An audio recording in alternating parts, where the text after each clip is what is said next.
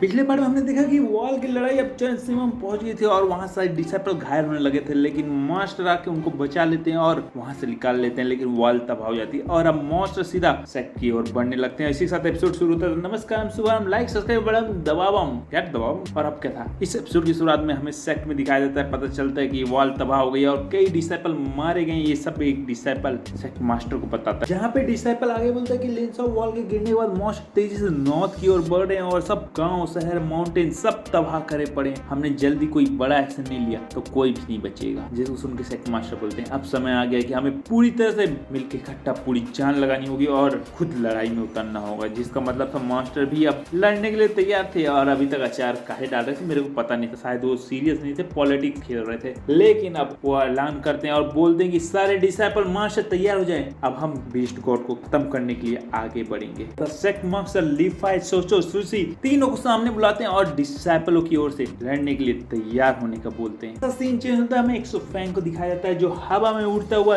North की ओर बढ़ता रहता है, लेकिन तभी उसका बंदर इशारा करता है गांव जो तबाह हो चुका रहता है, तो वो इशारा करके वहां चलने बोलता है और एक फैंग फिर से उसके साथ वहां चल देता है। हाँ, अभी तो ची की टेंशन में जल्दी से सेक्ट की ओर जा रहा था, लेकिन अब फिर से इधर उधर नाचने बढ़ गया था और अब गांव में पहुंचते ही देखता है कि वो तो सुनसान पड़ा है, लेकिन उसको महसूस होता है कि वहाँ कोई जो टन भर के उसको बुलाता रहता है। उस आवाज के पीछे करते हुए वो आगे बढ़ता है तो उसको पता चलता है कि वहाँ तो बीस्ट गॉड होता है। हाँ, उसको वो नहीं पता था कि बीस्ट गॉड है, लेकिन उसको देख के चौंक जाता है और बोलता है तुम के बीस्ट गॉड बोलता है अरे हमारी किस्मत कितनी अजीब है ना, हम फिर से मिले, चलो आप मेरे साथ नाश्ता करना चाहोगे और वाइन पीना चाहोगे। अब क्या, तो वो आपस में बात करते थे, अपने दुख दर्द बांटते थे और तभी एक फैंग पूछता है कि आप यहाँ, ये गाँव तो तबाह हो चुका है। जिसपे वो बोलता हाँ तबाह तो हो चुका है, लेकिन यहाँ खाने की बहुत स्मेल अच्छी आ रही थी, इसलिए मैं आ गया, सोचा कि कुछ खा लिया और पी लिया जाए और फिर आगे बढ़ा जाए। और तुम बताओ तुम क्या करने आए। जिसपे वो बोलता है कि मैं भी बस यहाँ से गुजरा था और मेरे बंदर को स्पेल आया तो मैं यहाँ आ गया। सुन के बीस्ट गॉड बोलता है अरे हमारी मिलना तो नीति थी, बोलो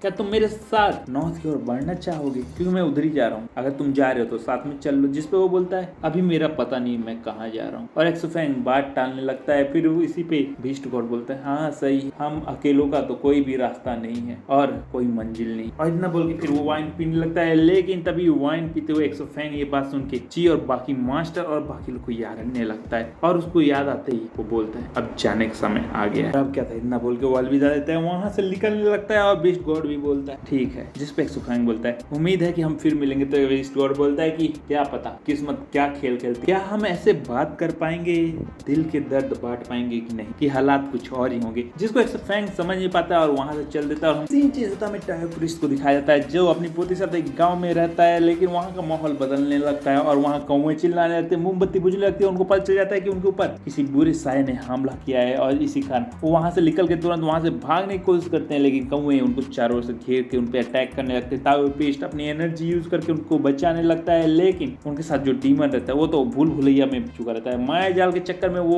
उसी रूम के अंदर बाहर करता रहता है। जिसपे टायोप्रिस्ट चिल्लाते हैं तुम वहां गेट के बाहर क्या कर रहे हो, जल्दी यहाँ आओ। जिसपे वो बोलता है मैं निकल ही नहीं पा रहा हूँ, मैं जितना बार आगे बढ़ने की कोशिश कर रहा हूँ यही भूल भुलैया में फंसता जा रहा हूँ। जिसपे वो 2 टलिस्मान निकालता है और अपनी ग्रैंड डॉटर को देता है और बोलता है इसको लेके जल्दी से जाओ, उसको पकड़ाओ और हम यहाँ से निकलते हैं। और इतना सुनते ही उसकी ग्रैंड डॉटर तेजी से डीमन की ओर भागती है और टायोप्रिस्ट अपने आप को बचाने की कोशिश करता है, लेकिन कौवे के वार बढ़ता जाता है, जिसके कारण वो तुरंत अपने दोनों टलिस्मान को एक्टिवेट करता है और उधर ग्रैंड डॉटर और डीमन वो टलिस्मान दोनों पकड़ने वाले रहते हैं, लेकिन एक स्नैप होता है और टायोप्रिस्ट दूसरी जगह टेलीपोर्ट हो जाता है, लेकिन जो वो अपनी ग्रैंड डॉटर को टलिस्मान दिया रहता है वो एक कौवा पकड़ के उसके पीछे रहता है। सीन चेंज होता है, हमें एक्सफैंग के ओल्ड मास्टर को दिखाया जाता है जिनके पास दूसरे पीक का डिसेबल आता है और बोलता है मास्टर ने मुझे भेजा है इंजन सील के बारे में पता करने के लिए, क्या वो अभी भी पीक में स्टेबल है या फिर उसमें कुछ गड़बड़ है। तो उनके ओल्ड मास्टर बोलते हैं वो ठीक है, बहुत अच्छी बात है तुमने ये सोचा, लेकिन बाकी पीक में भी तो मास्टर है, तो मेरे पास आके ये सवाल क्यों पूछा गया है। जिसपे वो बोलते हैं कि बाकी 5 पीक के मास्टरों से ज्यादा मास्टर को भरोसा आप पे है, इसीलिए इस सिचुएशन के बारे में आपसे आगे पूछा है। रही बाकी पीक के मास्टरों की बात, तो आपसे बात करने के बाद मैं उनसे मिलने चला जाऊंगा। तो सुन के ओल्ड मास्टर बोलते हैं कोई बात नहीं,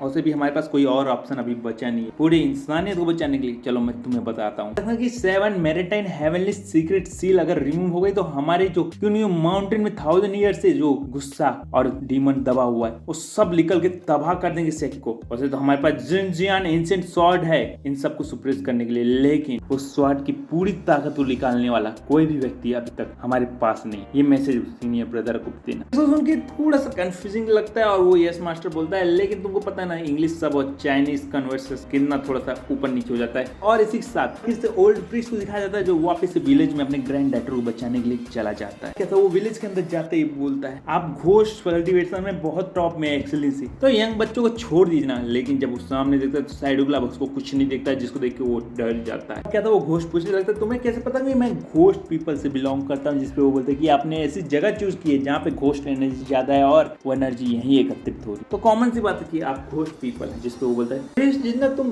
बाहर से दिखते हो उससे ज्यादा समझदार, बोलो क्या चाहिए। जिसपे वो बोलता है कि मेरी ग्रैंड डॉटर को और ड्रीमर को छोड़ दो। जिसपे वो कफन निकालता है और उनको बाहर निकाल देता है, जिनको देख के वो तुरंत उनको पकड़ता है और वहां से निकलने के लिए आगे बढ़ता है, लेकिन गेट बंद हो जाता है। और घोष बोलता है तुमने कैसे सोच लिया कि मैं इन्हें छोड़ दूं, वो भी सिर्फ तुम्हारे बोलने पे, और इतना बोल के उन पे अटैक कर देता है। उन लोग गेट तोड़ के वहां से निकलते हैं, लेकिन बाहर एक्सो फैंग को दिखाया जाता है जो विलेज के बाहर खड़ा रहता है, उसको घोस्टिंग एनर्जी दिखती है विलेज के अंदर। उन तीनों पे अटैक होने लगता है, वो अपना बचाव करने की कोशिश करते हैं, लेकिन ज़ॉम्बी उन पे अटैक कर देते हैं और ऊपर से कफिन भी उनके ऊपर गिरने लगते हैं। प्रीस्ट ज्यादा देर तक नहीं लड़ पाता है और पीछे गिर जाता है, लेकिन जैसे ही उनका अंत होने वाला था एक्सो फैंग वहां पहुंच जाता है और उनको बचाव कर लेता है और बोलता है प्रीस्ट नाटक नहीं करो, मेरे को पता है अभी तुम मरे नहीं हो बेहोश होने का, अगर ऐसे पड़े रहे ना तो जल्दी मर जाओगे। जिसको सुन के वो जाग जाता है। और अब क्या था, एक्सो फैंग लड़ने लगता है और बोलता है जल्दी से यहाँ निकलने का रास्ता बताओ मुझको। क्योंकि वो थोड़ा समय मांगता है और एक्सो फैंग भी ऐसे ही करता है और इधर से वो अपनी फॉर्मेशन को एक्टिवेट कर लेता है। क्या था, अपने फॉर्मेशन पर से उसको पता चल जाता है कि अंदर जो टोमा रखा है उसके पीछे वो छुपा बैठा है और वो एक्सो फैंग को बताता है। एक्सो फैंग तेजी से उसकी ओर बढ़ने लगता है, लेकिन वो कफिन और जॉम्बी सब उस पर अटैक करके उसको रोकने की कोशिश करते हैं, लेकिन वो